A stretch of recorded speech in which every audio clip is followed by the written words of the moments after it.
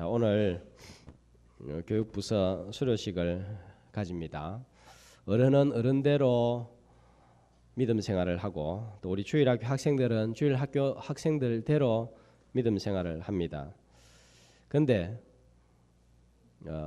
초등부 때는 잘 모르는데 중등부, 고등부에 올라오면 조금만 생각이 있는 학생들이라면 신앙에 대해서 이것저것을 생각하게 되는데 그런 생각들, 고민들 중에 한 가지가 있다면 이런 고민이 있을 거예요. 하나님을 잘 믿으면 성공을 할까요? 실패를 할까요? 하나님을 잘 믿는데 성공하지 못하는 것은 어떻게 받아들여야 되나 하는 고민이 생깁니다. 예를 들어봅시다. 중고등부를 나가는 두 학생이 있습니다. 두 사람은 모두가 교회를 잘 다니고 하나님을 잘 믿습니다. 공부도 열심히 합니다. 우리 교회에 이런 중고등부 있습니까? 하나님도 잘생기고 공부도 열심히 하고 성실하고 우리 교회 성도들이 볼 때 쟤 하면은 KS 마크다 할 정도로 그런 두 학생이 있습니다. 그런데 대학 시험을 쳤어요. 시험을 쳤는데 결과를 보니까 한 명은 원하는 학교에 입학을 했고 한 명은 대학에 떨어졌습니다. 이 가정입니다. 그러면 앞에 학생은 문제가 없는 거예요. 교회 잘 다니고 믿음 생활 잘 하니까 하나님께서 입학시켜 주셨다. 감사하다. 참 잘 됐다. 그런데 떨어진 학생은 어떻게 되겠죠? 교회 잘 다니고 믿음 생활도 했는데 잘했는데 떨어진 학생은 어떻게 됩니까? 고민이 되는 거예요. 어떤 생각이 들까요? 떨어진 학생은 과연 하나님이 나를 사랑하시나? 왜 신실하게 하나님 잘 믿었는데 제일 인생에서 중요한 대학에 떨어지게 하시나? 하나님이 그 학교도 입학을 못 시켜주시나? 하나님은 살아계시나? 안 믿는 학생들도 원하는 학교에 쑥쑥 잘 들어가는데 하나님 잘 믿고 그동안 선생님한테 눈치 받으면서 주일 성수했는데 나는 왜 이렇게 됐나? 어떻게 생각하세요? 중고등부 어떻게 생각합니까? 자, 이렇게 고민하는 학생한테 어떻게 이야기해 줄 수 있을까요? 나름대로 이런 이야기 저런 이야기를 하면 그 학생이 그렇구나 맞구나 그렇네 하면서 힘을 가지고 맞장구를 치고 용기를 가질까요? 아마도 속으로 네가 한번 떨어져 봐라 그런 소리 나오는지 이렇게 마음이 들지 않겠습니까? 학생 시절에 이런 낙방의 경험을 했다면 낙심이 되고 힘이 빠지고 하나님에 대한 의심이 생기고 회의가 생길 수 있습니다. 교회 나오고 싶지 않는 마음도 생깁니다. 수료식은 무슨 수료식? 학교 졸업식도 안 갈란다 하는 그런 마음이 생깁니다. 나는 실패자다 이런 마음이 생길 수 있습니다. 충분히 이런 마음이 생길 수 있어요. 그런데 이 성공과 실패를 좀 길게 보면 이 성공과 실패의 개념이 달라질 수 있는 것 같아요. 성공했다고 다 성공한 것이 아니고 실패했다고 다 실패가 아닐 수 있다는 거예요. 이 탤런트 중에 이순재 씨 아세요? 초등부 이순재 씨 알아요? 몰라요? 옛날에 거침없이 하이킥에 나온 저도 그 거침없이 하이킥에 봤는데 몇 년 전에 나와서 그 이후에는 제가 본 게 없어가지고 그것만 생각나는데 연세가 지금 만 80이 넘었어요. 아마 만 81 우리나라 나이로 83세 4세가 되는데 거침없이 하이킥에 출연해가지고 젊은 사람들한테도 인기가 있고 나이 드신 분들한테도 인기가 많습니다. 참 저는 이분 보니까 참 대단한 것 같아요. 엄청나게 돈을 번 것도 아니고 세계적인 한류 스타도 아닙니다. 요즘에 한류 스타의 수익과 인기에 비하면 어찌 보면 뭐 보잘것없죠. 그런데 연기 생활을 자그마치 지금 60년을 하고 있습니다. 지금도 그 연기를 하고 있습니다. 연기로 시작해서 연기로 마치는 인생입니다. 자기 분야에서 자기가 하고 싶어하는 일을 끝까지 지난주에도 말씀드렸지만 완주하는 인생, 저런 걸 두고 저 사람 괜찮게 살았다, 성공했다, 이런 평가를 내려도 괜찮지 않을까 하는 생각이 듭니다. 60년 연기를 하면서 얼마나 힘들고 어려운 일들, 실패한 일들이 많았겠습니까? 그러나 지금도 연기자로 건재하고 있는 거예요. 연기로 시작해서 연기로 그렇게 마치는 그런 인생이 될 것 같습니다. 근데 요즘에 아이돌 스타는 정말 인기가 많은 것 같아요. 한 몇 번만 공연하고 몇 년만 활동을 하고 나면 평생 먹고 살 수 있는 그런 돈들이 생기는 것 같아요. 그렇잖아요, 그죠? 누가 얼음 위에서 잘 뛰어가지고 벤맥시브 퍼졌다 들어봤어요? 얼음 위에서 막 스케이트 타고 해가지고 100억을 넘겨버렸다.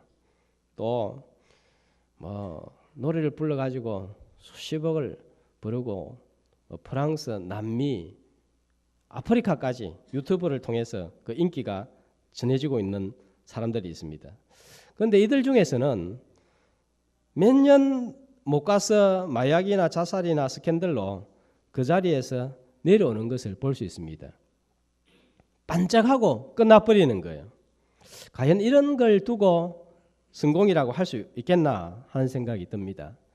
때일은 성공이 실패로 끝날 때가 있고 때일은 실패가 오히려 성공이 되기도 합니다.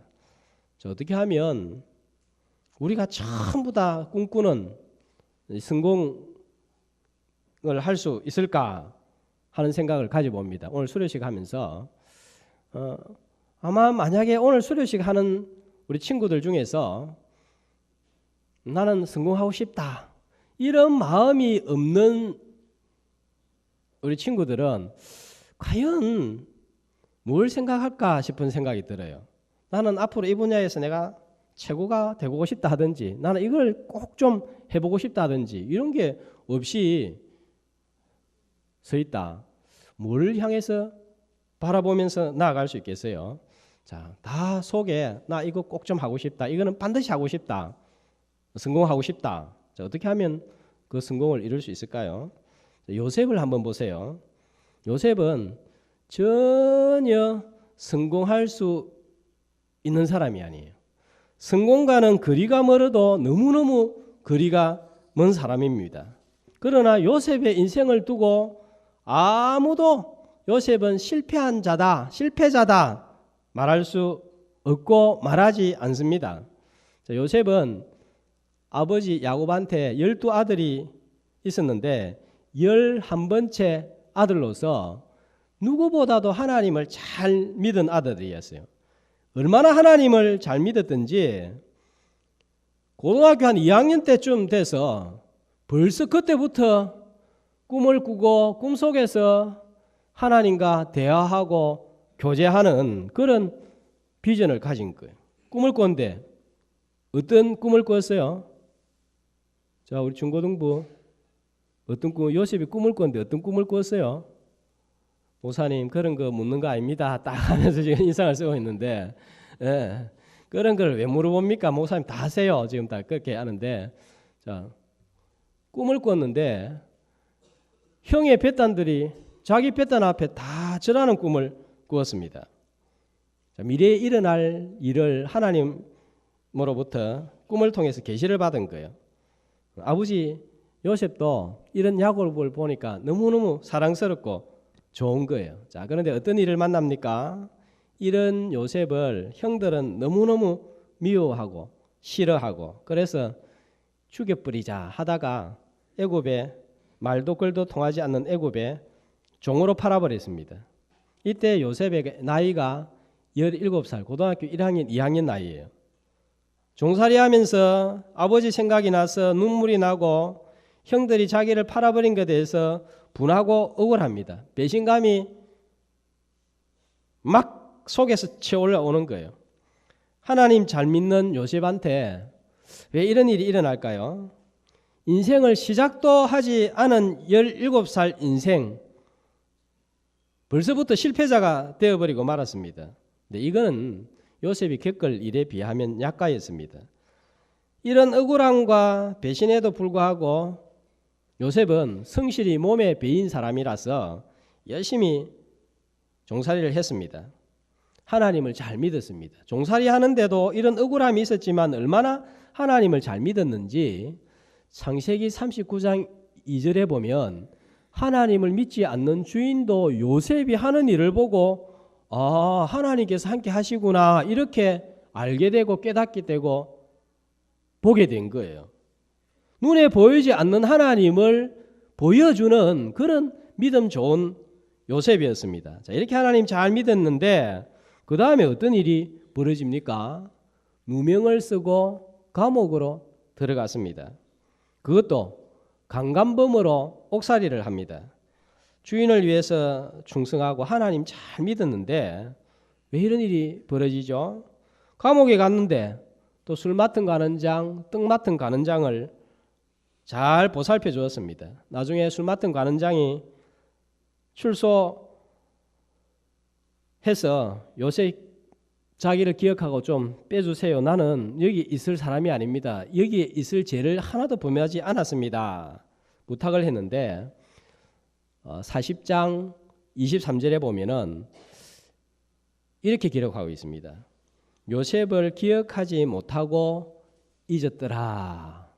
어떻게 이런 일이 일어날 수 있습니까? 자, 요셉의 인생을 보면 실패를 거듭 하고 있습니다. 하나님을 잘 믿는데 왜 이런 일이 생깁니까? 하나님을 잘 믿으면 잘 믿을수록 요셉의 인생은 불행해지고 꼬이고 종살이한 것도 억울한데 강간범으로 누명을 쓰고 감옥살이 했습니다. 그것도 주인 아내를 겁탈라고 했다는 중죄로 오해를 받고 앞으로 햇볕 보기 힘든 인생이 되었습니다. 완전히 바닥 인생을 살 수밖에 없습니다. 자, 그런데 오늘 말씀을 보세요. 어떤 일이 벌어지나요? 자, 41절 이하에 보니까 이런 죄수 요셉이 어떤 사람이 돼요? 41절 다 같이 한 목소리로 바로가 또 요셉에게 이르되 내가 너를 애굽 온 땅의 총리가 되게 하노라 하고. 여러분 도대체 무슨 일이 일어났습니까? 자, 그리고 인장 반지를 요셉에게 빼어주고 제수복 대신에 무슨 옷요? 제일 좋은 세마포 옷을 입히고 목에는 금사슬을 걸고. 자, 이제 요셉이 또 뭘 타고 다닙니까? 맨날 꾸질꾸질하게 살다가 최고급 세단 승용차에. 자, 그리고 요셉이 지나가면 어떻게 하죠? 전부 다 모든 차를 다 세우는 거예요. 다 세우고 신호등 전부 다 블루로 그린색으로 다 바뀌고 요셉 차다 이렇게 소리를 지나면서 지나간 거예요. 강대국의 제2인자가 되었습니다. 여주인 강간범에다가 종에다가 평생 죄수 신분으로 살아가야 할 0.00001%의 바닥 인생 요셉이 하루아침에 가장 상류층 사회 0.00001%의 신분으로 급상승했습니다. 성공도 이런 성공이 없습니다. 신데렐라보다 비교되지 않는 급상승 신분이 되었습니다. 죄수에서 총리가 된 거예요. 자, 여러분 어떻게 이런 기적의 성공이 가능했죠? 사람의 힘으로 된 게 아니에요. 자, 성공은 사람이 가져다 주는 것이 아니라는 사실을 꼭 기억해야 됩니다. 요셉은 바로 왕에게 꿈을 해석해 주면서 항상 앞에 붙이는 단서가 있습니다. 자, 41장 16절에 이제 꿈을 해석해 달라. 그러니까 41장 16절에 요셉이 바로 왕 앞에서 꿈 해석해 주기 전에 딱 한마디를 하는 거예요. 뭐라고 합니까? 하나님께서 바로에게 평안한 대답을 하시리다. 또 25절에 보니까 또 다시 해석을 해주면서 뭐라고 합니까? 하나님이 그가 하실 일을 바로에게 보이신다. 자, 이것은요, 요셉의 신앙 고백입니다. 어떤 사람은 입에 발린 말로 말할 때마다 하나님이 하지만 요셉은 이게 진심이었어요. 만약에 요셉이 이거 가만히 조금만 생각해 보면요, 대단한 한마디예요. 요셉이 만약에 자신이 없었다면, 믿음이 없었다면 결코 왕을 앞에 두고 하나님께서 대답해 주실 겁니다. 하나님이 가르쳐 주실 것입니다. 이런 표현 못하는 거예요. 왕 앞에서 엉뚱한 소리를 했다가는 목이 달아납니다. 그런데도 왕 앞에서 담대하게 확신에 찬 목소리로 하나님께서, 그것은 요셉이 어디에 있든지 늘 하나님을 바라보았다는 것을 증명해 주고 있습니다. 만약에 하나님께서 해석해 줄 겁니다 해놓고 해석 못하면 어떻게 되겠어요? 왕 앞에서 그렇게 자신 있게 소리치놓고 해석 못하면 어떻게 되겠어요? 왕이 강강범 제수 주제에 감히 거짓말을 해, 희롱을 해, 여기가 어느 안전이라고, 야 이거 사막에 파묻어 버리라, 이래 나올 거예요. 그런데 요셉은 담대하게 하나님께서 평안한 대답을 주실 겁니다. 요셉은요, 팔려서 종살이를 할 때에도, 누명으로 제수 생활을 할 때에도 하나님을 바라본 거예요. 그러니까 왕 앞에서 감히 이렇게 말할 수 있습니다. 전혀 하나님 바라보지도 않고 있다가 어느 날 갑자기 믿음이 좋아가지고 왕 앞에서 나는 하나님이 이런 말 할 수 있다, 그럴 수 없는 거예요. 믿음의 시각을 가지고 있었던 거예요. 이런 실패 뒤에는 하나님의 어떤 섭리 계획이 있을 거야 하는 그런 믿음을 가지고 있었습니다. 자, 이런 믿음을 가지고 있었다는 사실을 어디에서 발견하는가 하면, 자, 뒤에 45장 8절 9절을 한번 보겠습니다. 자, 45장 8절 9절. 자, 8절만 한 목소리로 읽습니다. 시작. 그런즉 나를 이리로 보낸 이는 당신들이 아니요 하나님이시라. 하나님이 나를 바로에게 아버지로 삼으시고 그 온 집의 주로 삼으시며 애굽 온 땅의 통치자로 삼으셨나이다. 자, 이게 요셉의 고백이에요. 바로가 요셉을 총리로 임명하는 것처럼 보이지만 사실은 하나님께서 바로를 통해서 요셉을 임명하는 거예요. 그러니까 오늘 우리 수료하는 학생들은 꼭 기억하면 좋겠어요. 아무리 바닥으로 내려가도, 아무리 어둡고 어두운 곳으로 내려가도, 내가 선 자리가 아무리 햇볕이 들지 않아도 하나님께서 올려주시면 올라올 수 있다 하는 사실이에요. 밝아진다는 사실이에요. 햇빛보다 더 찬란한 빛을 볼 수 있다는 사실이에요. 0.001%만 당하는 불행의 자리, 실패의 자리에 있다고 할지라도 하나님이 함께 하시면 0.0001%의 상류 사회로 진출을 하게 될 수도 있다 하는 사실을 믿는 믿음이 있는 저와 여러분이 되시기를 축복합니다. 그래서 이 하나님을 딱 부여잡았던 한나는 사무엘상 2장에서 기도하면서 자기의 하나님, 어떤 하나님으로 고백해요?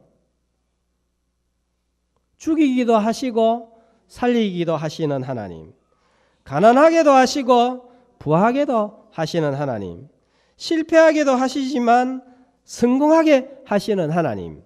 바로 요셉이 붙들었고 한나가 붙들었던 하나님을 붙들면 개념은 다르지만 누구든지 성공의 자리에 설 수 있다 하는 것입니다. 지금 내 현재의 처지를 바라보면 낙심이 들고 주눅이 듭니다. 그러나 끌어올리시는 하나님을 바라보면 거기에 소망이 있고 희망이 있는 거예요.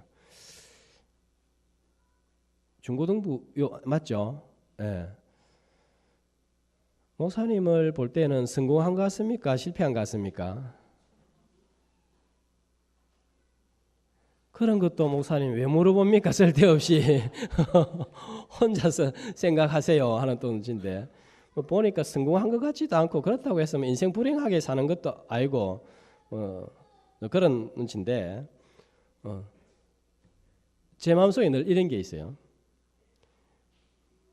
이 목회자들이 전부 다 원하고 꿈꾸는 게 뭐겠어요? 교회가 성장하면 좋겠다 이런 꿈이 있지 않겠어요, 그죠? 근데 오늘 내 처지를 보면 뭐 별 그런 것 같지도 않고 그래요.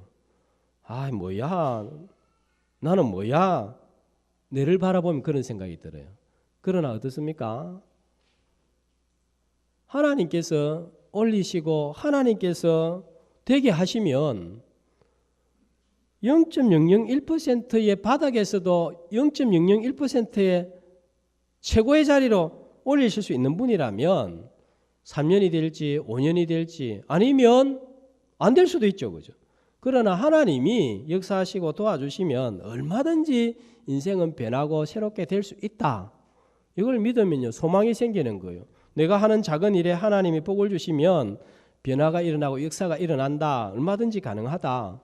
이거 믿고 있으면요. 든든한 거예요. 그렇게 안 된다고 할지라도 또 하나님께서 우리를 향한 뜻이 있다. 이렇게 믿으면 또 든든한 거예요. 자, 그러니까 현재의 처지를 바라보면 낙심되고 주눅될 수 있습니다. 그러나 하나님 바라보면 어떤 자리에 있든지 소망이 있습니다.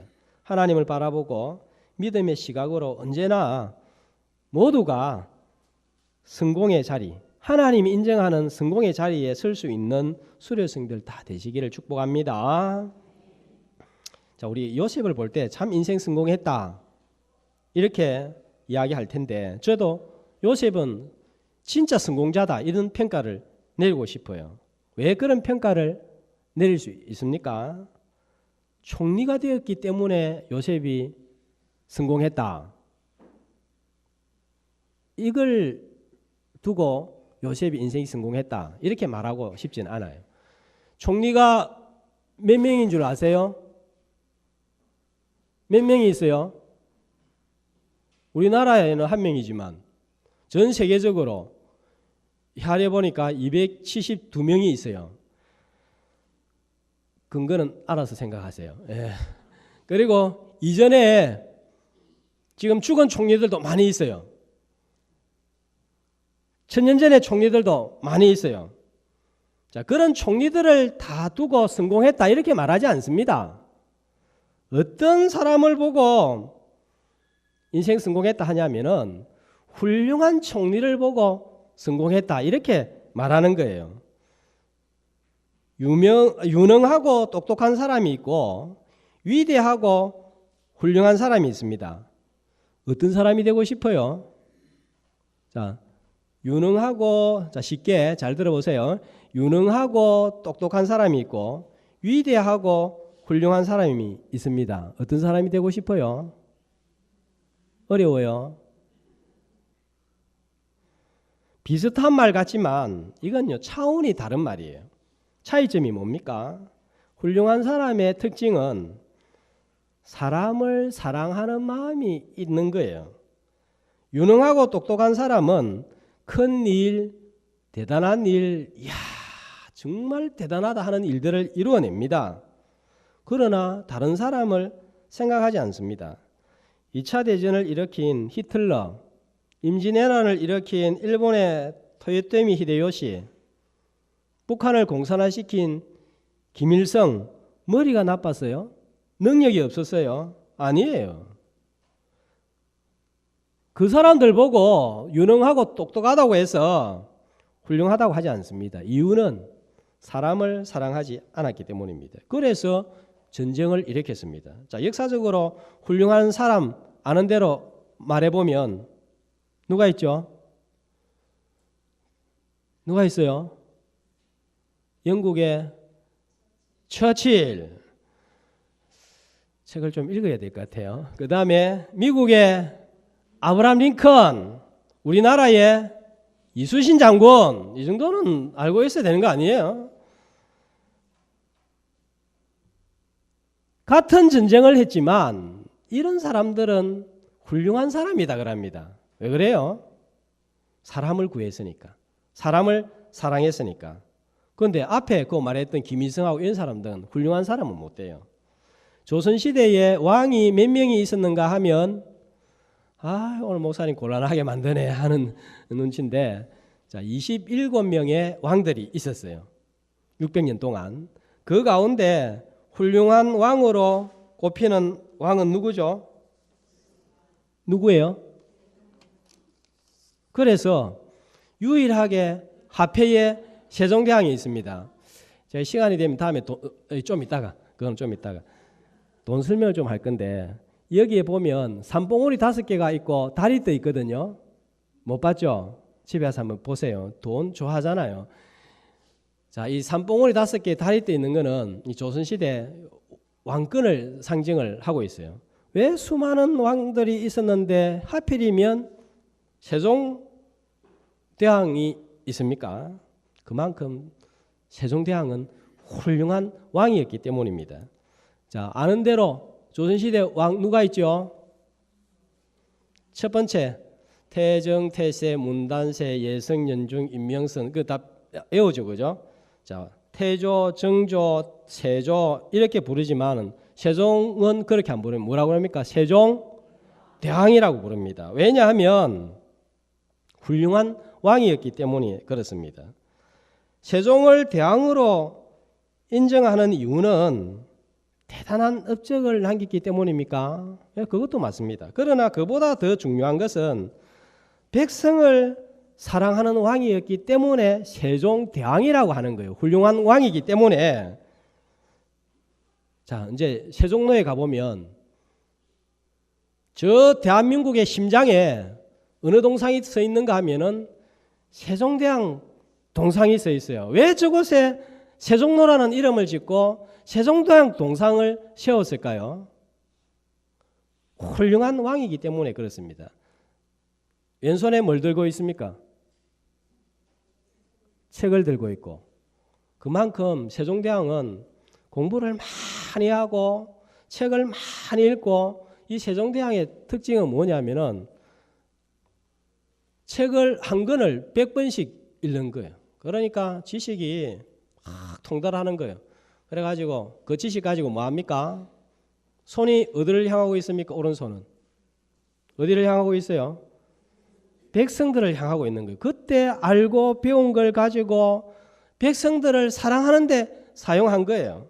그래가지고 많은 정책들이 나오는데 그 정책들을 다 보면 정말 백성들의 입장에서 생각하고 만든 거예요. 제일 중요한 건 뭐 만들었습니까? 한글을 만들었어요. 왜 만들었습니까?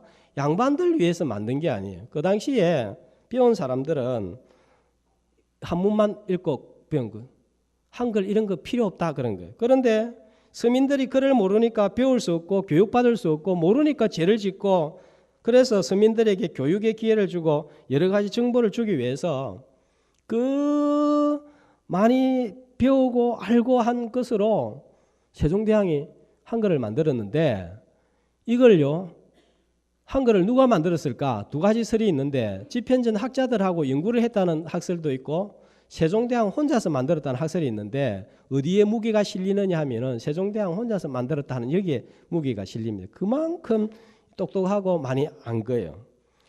그래서 만들고 난 다음에 빨리 못 익히잖아요. 그래서 뭘 만드냐 하면 노래를 만듭니다. 용비어천가 같은 거를 만들어 가지고 백성들이 쉽게 빨리빨리 익히도록 만들었습니다. 당시에는 여성들이 출산을 하면 며칠간 휴가를 주었냐 하면은 일주일간 쉬게 했어요. 그런데 세종대왕이 처음으로 출산을 하면 100일 휴가를 준 거예요. 100일 동안 일하지 않도록 한 거예요. 노비도 백성으로 본 거예요. 나중에는 이것도 부족해가지고 일을 하다가 빨리 출산을 조산을 할 수 있기 때문에 30일을 더 연장을 시켜주었습니다. 노비도 노인도 백성이다 이렇게 생각했기 때문입니다. 세금도 수입이 많은 사람은 많이 내고 적은 사람은 적게 내는 전세제도를 처음으로 만들었습니다. 전부 다 사람을 사랑하는 마음에부터 나온 거예요. 저도 목회하면서 어떤 일이 있어도 사람을 사랑하자 하는 그런 마음을 가지고 이런 일이 있어도 사랑하려고 합니다. 자, 그래서 세종실록에 보면 이렇게 기록하고 있습니다. 인륜에 밝았고 모든 사물에 자상하니 남쪽과 북녘이 복종하여 나라 안이 편안하였으며 백성이 평강하기를 즐겨한 지 무릇 30년이 되었다. 거룩한 덕이 높고 높음에 사람들이 당시에 해동 요순이라 불렀다. 이렇게 전하고 있습니다. 요즘 우리나라 대통령을 훌륭하다고 하지 않습니다. 왜 그렇습니까? 사람을 사랑하는 마음이 없는 거예요. 세종로에 세종대왕 동상을 왜 세웠습니까? 청와대 앞에 딱 보면 그게 보이는 거예요.